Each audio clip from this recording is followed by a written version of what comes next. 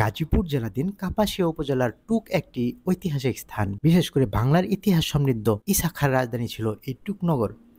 বারগুয়াদের নেতা ঈসা খাঁর স্মৃতি সম্মিলিত এই জনপদের রয়েছে ব্যাপক ইতিহাস। এছাড়াও এই টুকে দেখার মতো রয়েছে অনেক কিছুই। তার মধ্যে সুলতানপুর দরগাপাড়া শাহী জমে মসজিদ একটি অন্যতম স্থান। জনশ্রুতি আছে এই মসজিদটি অলৌকিকভাবে মাটি ভেদ করে উঠে এসেছিল, যার কারণে অনেকে এটিকে গাইবী মসজিদ বলেও ডাকেন। বলা হয়ে থাকে এই মসজিদে যে নিয়ত করে নামাজ পড়ে আল্লাহ তাআলা তার সেই নেক বাসনা পূরণ করেন। এর জন্য দূর দূরান্ত থেকে এখানে লোকজন আসে নামাজ পড়তে। বিশেষ করে শুক্রবারে এখানে ব্যাপক জমায়েত হয়। অনেকে আবার এখানে অর্থ, হাঁস মুরগি ও গরু ছাগল সহ অন্যান্য মূল্যবান জিনিসপত্র দান করে থাকেন। এটির অবস্থান গাজীপুর জেলার একেবারে পূর্ব দিকে।